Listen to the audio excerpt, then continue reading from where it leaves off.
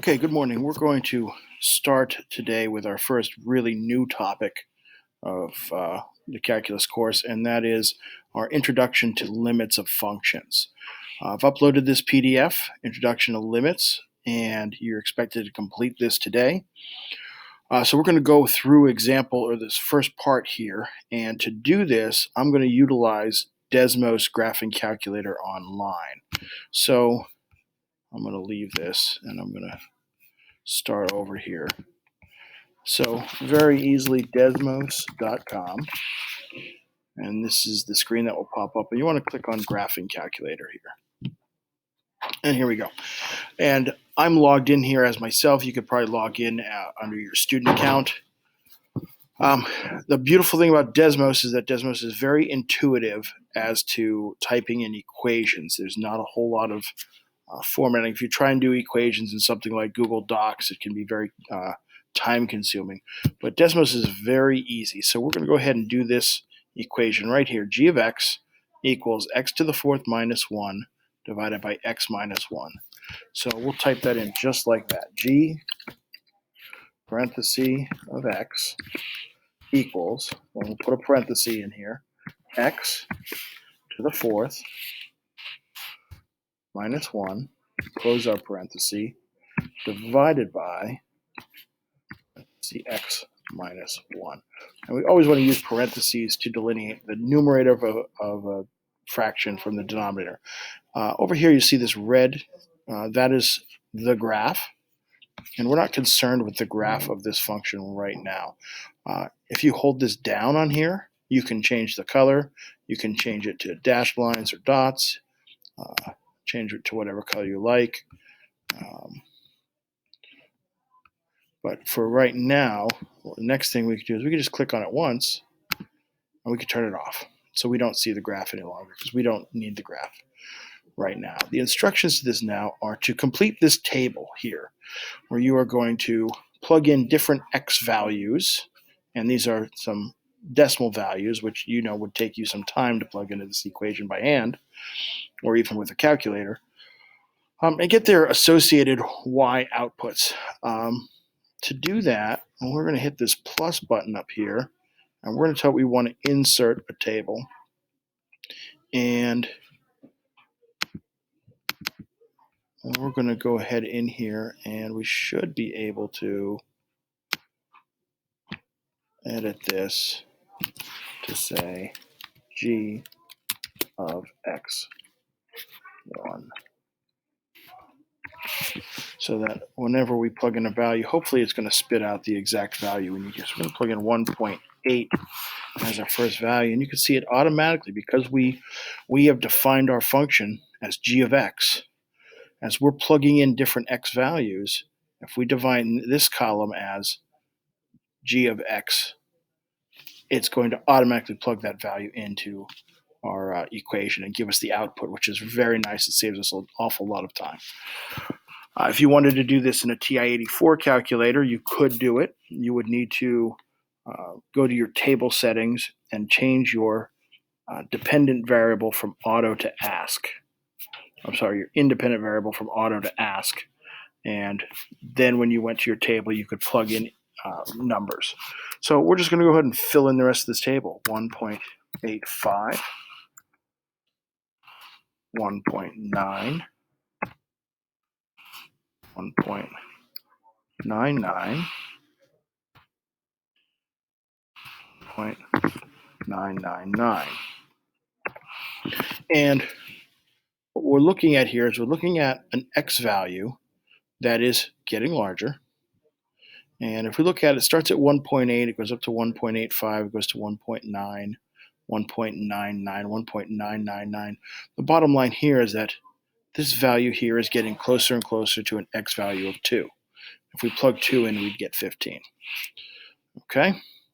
So we've completed this first table here. They ask you the question, what happens to g of x as x increases towards 2? So as x gets closer and closer to 2, what does our y value get closer and closer to? Well, it looks to me like it's getting closer and closer to a y value of 15. So we're going to go ahead now, come down here and close this, and we're going to add a second table. And we're again going to change this value here to g of y, g of x2. Okay, it's important that this subscript here too matches with this subscript here. And we're going to go ahead and complete this second table here. Okay, so our x starts at 2.15 and starts to get smaller and smaller. So we'll plug that in. 2.15, enter. 2.1, 2.01,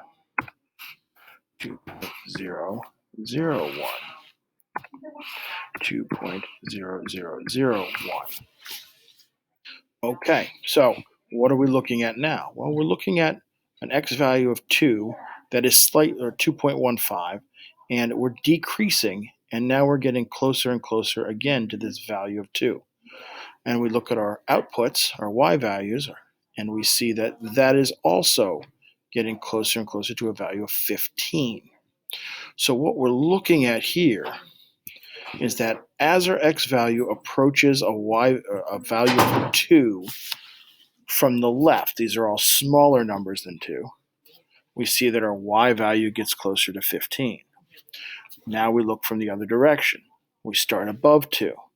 We get closer and closer to 2 from the right-hand side, and we see that our y values again get closer and closer to a y value of 15. This is a concept that we call finding a limit. Okay? And a limit, and here goes the exit out of here. Okay, we can make a note here. Move that one down here. Make that a note. And say a limit is the value that a function approaches from both directions as x approaches some defined value. In this case, as our x value got closer and closer to a value of 2, both from the left-hand side and from the right-hand side, our y value, our function value, approached 15. So in this case, what we would say is that, we're going to make this a note, the limit of g of x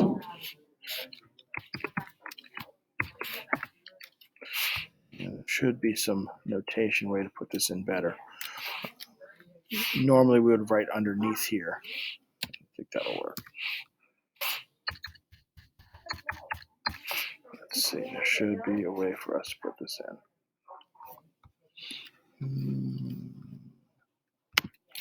No. There we go. Needed the capital L. Limit of g of x,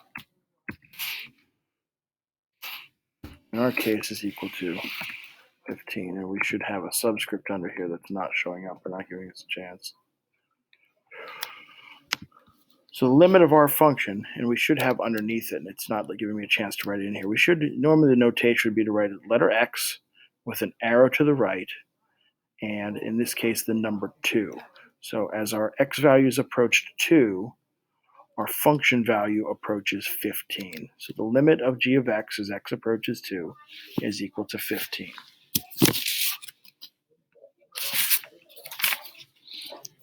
And if you go through and take a look at this, you'll see they ask you to draw the graph, but we do give this answer here. Limit as x approaches 2 of our function is equal to 15. And it explains here how to read that, okay? So then it goes on and asks you to do a very similar thing, and that is to complete the rest of these tables. And in this case now, we're not approaching 2 anymore, we're now approaching 1. So we start at 0.8, 0.85, 0.9, 0.99, 0.999. So we start a number smaller than 1 and slowly work our way closer to 1. And then we start at a number larger than 1 and slowly work our way closer to 1. The big difference between example 1 and example 2 is simply this. Could you have plugged 2 into this function?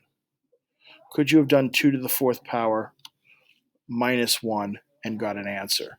Could you have plugged 2 into the denominator, 2 minus 1, and got an answer? Yes, you could have, in which case you would have gotten 15. Number 2, if we plug 1 into this denominator, we get 1 minus 1 is 0.